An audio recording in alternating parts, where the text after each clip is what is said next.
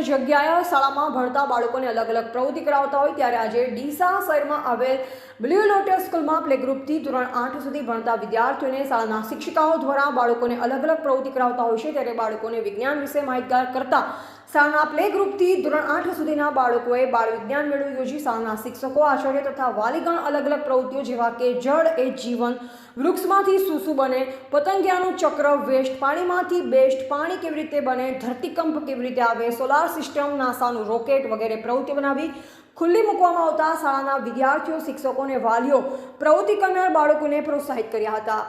આજે પાણી બચાવશો, કાલે પાણી જીવન બચાવશે। જળ કુદરત તરફથી મળેલ અનમોલ ભેટ છે। જળ એ જીવન છે। પાણી વગર પૃથ્વીના કોઈ પણ સજીવનું જીવન સંભવ નથી। જળ એ તો કાલે।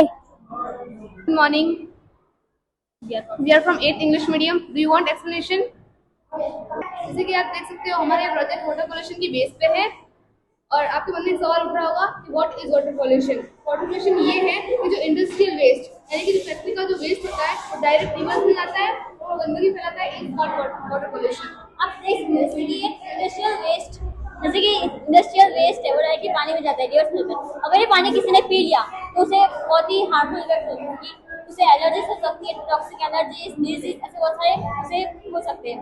जैसे कि इधर कोई भी कचरा डस्टबिन नहीं डाल रहा है, यहाँ के डस्टबिन को भी फेंक देते हैं और सही कचरे को यूज नहीं करते। वाटर पोल्यूशन के क्या क्या सोर्सेज है? वाटर पोल्यूशन के सोर्सेज है domestic waste, industrial waste, plastic waste, garbage, ये सब वाटर पोल्यूशन के सोर्सेज है।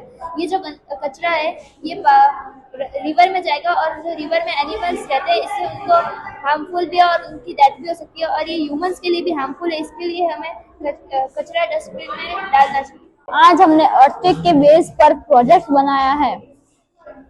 जब एपी सेंटर में जब प्रेशर क्रिएट होता है तो वो शॉक वेव्स के थ्रू रिलीज होता है और वो अर्थ के क्रस्ट पर आता है। अर्थ के क्रस्ट पर आने से हमको वाइब्रेशन फील होती है, उसको हम बोलते हैं अर्थक्वेक। अर्थक्वेक के इफेक्ट जब ग्राउंड शेक करता है तब बिल्डिंग्स और वो सब गिर जाती है और सुनामी आने से सारे घर बिल्डिंग्स बह जाती है और सबसे ज्यादा इफेक्ट नेचर पे पड़ता है। Thank you. पिक को गुजराती में धरतीकंप कहते हैं। क्या नाम तेरा? स्वयं।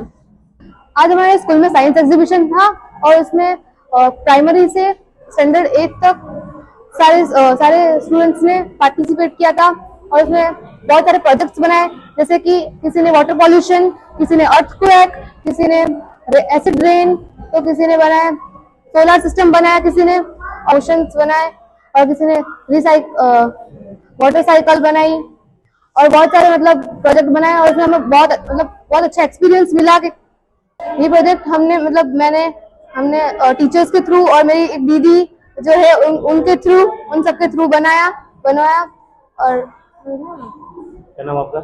शेख रहनुमा। આજે અમારી શાળામાં બાલ વિજ્ઞાન મેળો યોજેલ છે। ધોરણ પ્લે ગ્રુપ થી તે 8ના વિદ્યાર્થીઓ સારો એવો પાર્ટિસિપેટ કર્યો છે અમારી બાલ વિજ્ઞાન મેળામાં।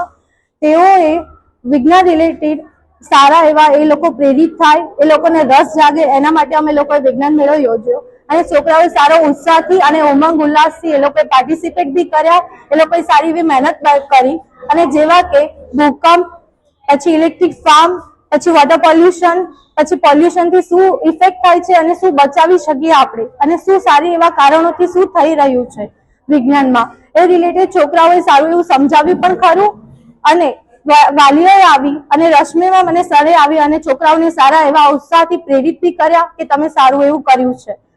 તો આજે અમારી સ્કૂલમાં સારો એવો બાલ વિજ્ઞાન મેળો યોજેલ છે। મારું નામ શ્રેયા પટેલ। અમૃતમાળી, સંબંધ ભારત ન્યૂઝ, ડીસા।